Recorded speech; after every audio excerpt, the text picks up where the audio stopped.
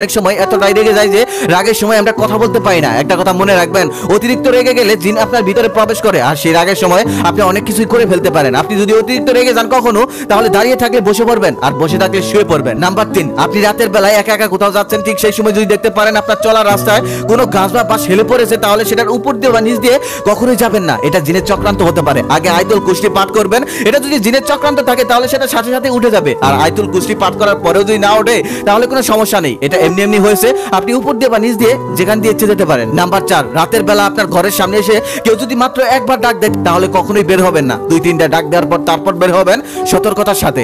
Number 5, সন্ধ্যা বা রাতে আপনি যদি কোনো অদ্ভুত গাছে অদ্ভুত কিছু দেখতে পারেন তাহলে সেটার দিকে তাকিয়ে থাকবেন না, সাথে সাথে মাথা নিচু করে সেখান থেকে চলে আসবেন। অনেক সময় জিনরা মানুষদেরকে এভাবে ভয় দেখায়। নাম্বার 6, আপনি যদি রাতের বেলায় আপনার রুমে ঢুকে দেখেন আপনার মতোই কেউ একজন আপনার বিছানায় বসে আছে, তাহলে ভয় পাবেন না। চোখ বন্ধ করে আয়াতুল কুরসি পাঠ করেন, তারপর দেখবেন সেটা চলে গেছে। ওটা আসলে জিন, আপনার সাথে থাকা কানিন জিন। নাম্বার 7, মাগরিবের সময় বর্তপুর বেলা আমাবস্যা রাতে একটু সাবধানে থাকবেন। একটা কথা মনে রাখবেন, এই সময় জিনদের প্রভাব বেশি থাকে। এই সময় বাচ্চাদেরকে একটু সাবধানে রাখবেন আর মাগরিবের সময় বিসমিল্লাহ বলে ঘরের দরজা বন্ধ করবেন। নাম্বার 8, আপনি যদি পুকুর বা নদীতে গোসল করতে যান, তখন যদি অনুভব করেন কেউ আপনার পা ধরে টানাটানি করছে, তাহলে আপনি জোরে জোরে চিৎকার করুন আর সাথে সাথে দোয়া ইউনুস পড়ুন, তাহলে আপনাকে ছেড়ে দেবে। একটা কথা মনে রাখবেন, পুকুর বা নদীতে জিনের প্রভাব থাকে। নাম্বার 9, আপনি রাতের বেলায় কোথাও একা একা যাচ্ছেন, ঠিক সেই সময় যদি দেখতে পারেন কুকুর বা অন্য ভয়ঙ্কর কিছু আপনার দিকে ধেয়ে আসছে আর তাকে দেখে অনেকটা ভয়ঙ্কর লাগছে, তাহলে সাথে সাথে মাটিতে একটা গোলাকার দাগ দিয়ে সেটার ভিতরে ঢুকে যান আর আয়াতুল কুরসি পাঠ করুন, তাহলে সেটা যাই হোক না কেন আপনার কোনো ক্ষতি করতে পারবে না।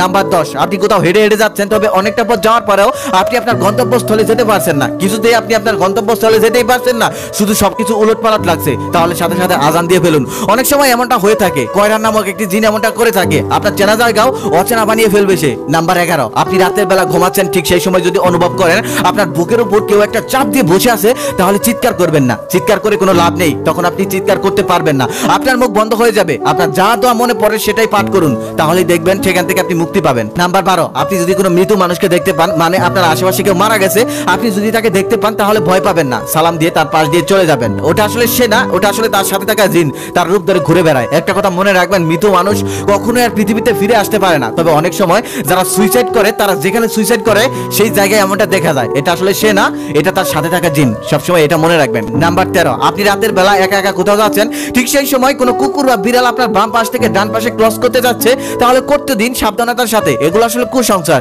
এগুলো তেমন কিছু না। নাম্বার 14, অনেকেই বলে কবরস্থান হলো পবিত্র স্থান, আসলে কবরস্থান পবিত্র স্থান, তবে কবরস্থানে দোল নামক একটি জিন বাস করে, তাই কবরস্থানেও একটু সাবধানে চলাচল করবেন। নাম্বার 15, জিনরা আয়নার মধ্যে প্রবেশ করতে পারে, তাই গভীর রাতে কখনোই আয়না দেখবেন না। আয়নাতে সবসময় পর্দা ব্যবহার করবেন। ওয়াশরুমে কখনোই আয়না লাগাবেন না, কারণ ওয়াশরুমে খানাস নামক একটি জিন থাকে, যদিও জিনটা দুর্বল তারপরেও। নাম্বার 16, কখনোই গভীর রাতে একা একা ছাদে যাবেন না, কারণ ছাদে জিনরা বসবাস করে। যদি কখনো যেতে হয় তাহলে সাথে কাউকে নিয়ে যাবেন, এটাই সব থেকে ভালো। নাম্বার 17, আপনি রাতের বেলা একা একা হাঁটছেন, ঠিক তখনই যদি অনুভব করেন আপনার পিছনে কেউ একজন হেঁটে আসছে, তাহলে শুধু ঘাড় ঘোরাবেন না, পুরো শরীর ঘুরিয়ে দেখবেন। শুধু ঘাড় ঘোরালে আপনার ঘাড় মটকে যাওয়ার সম্ভাবনা থাকে, তবে একেবারে না তাকানোটাই সব থেকে ভালো। নাম্বার 18, মসজিদ বা বিছানায় সাপ দেখলে কখনোই মেরে ফেলবেন না, কারণ এটা জিন থাকতে পারে। জিন থাকলে আপনার ভীষণ ক্ষতি হয়ে যাবে। প্রথমে চলে যেতে বলবেন, যদি জিন থাকে তাহলে সাথে সাথে চলে যাবে, আর চলে যেতে বলার পরেও যদি না যায় তাহলে সেটা মারতে পারেন বা তাড়িয়ে দিতে পারেন, সেটা সম্পূর্ণ আপনার ইচ্ছা। নাম্বার 19, রাতের বেলা কখনোই চিত হয়ে ঘুমাবেন না। চিত হয়ে ঘুমালে ভয়ঙ্কর স্বপ্ন দেখার আশঙ্কা থাকে, আর যদি আপনি দেখেই ফেলেন তাহলে সাথে সাথে উঠে